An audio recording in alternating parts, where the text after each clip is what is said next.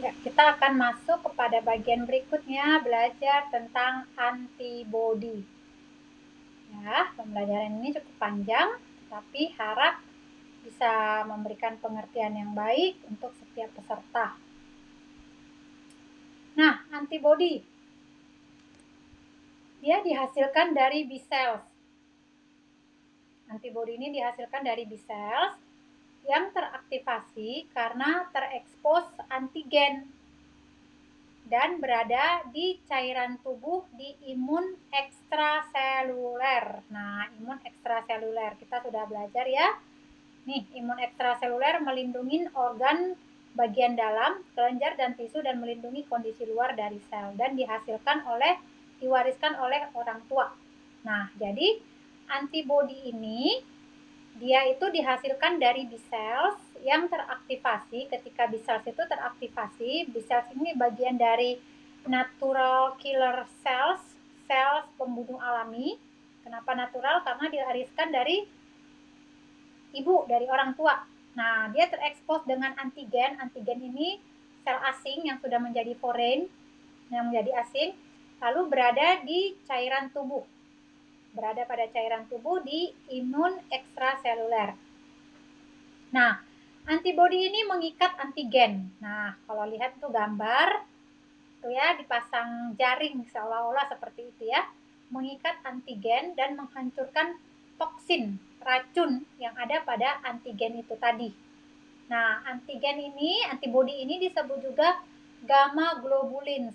Gamma globulins ya, yang banyak ditemukan pada plasma darah. Nah, kita sudah belajar tentang darah. Darah itu ada sel darah merah, eritrosit, sel darah putih, leukosit, lalu plasma darah gitu ya.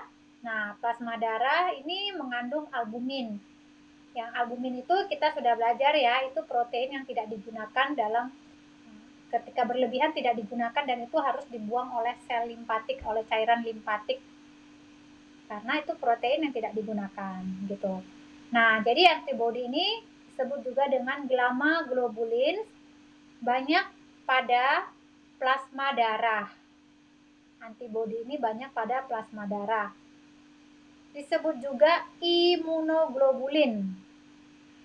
Globulin yang terlibat dalam imunitas. Nah, ketika kita belajar tentang kandungan-kandungan yang 10% yang dibuang oleh sel limpatik. Nah, kita akan lihat slide yang sebelumnya. Cairan itu apa saja yang dibuang? Nih. Cairan limpatik membuang cairan sekitar 10%, yaitu excessive unused protein. Protein yang eksesif dalam jumlah yang berlebihan yang tidak digunakan, termasuk albumin dan globulin. Nah, albumin dan globulin yang tidak digunakan. Tapi ketika kita belajar pada bagian ini, nih antibodi. Nah, antibodi disebut juga gamma globulin yang banyak ditemukan pada plasma darah yang mengandung albumin. Tapi kalau terlalu banyak albuminnya, itu akan dibuang. Nah, disebut juga imunoglobulin. Globulin. Nah, globulin yang terlibat dalam imunitas. Gitu ya. Jadi ketika ada musuh, maka si globulin ini akan menjadi imunoglobulin. Nah, dia akan terlibat di dalam proses mengikat musuh, yaitu si antibodi tadi. Ya, mengikat antigen.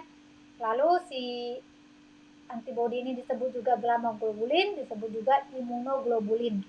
Karena ya sifatnya terlibat dalam menghancurkan sel-sel, menghancurkan toksin-toksin yang rusak, sel yang lemah dan sel yang sudah rusak gitu kan. Makanya ya namanya disebut antibodi atau imunoglobulin. Tapi kalau globulin dalam jumlah yang banyak gitu kan dihasilkan gitu kan, ya itu juga akan dibuang sama si limpatik karena dianggap tidak berguna gitu.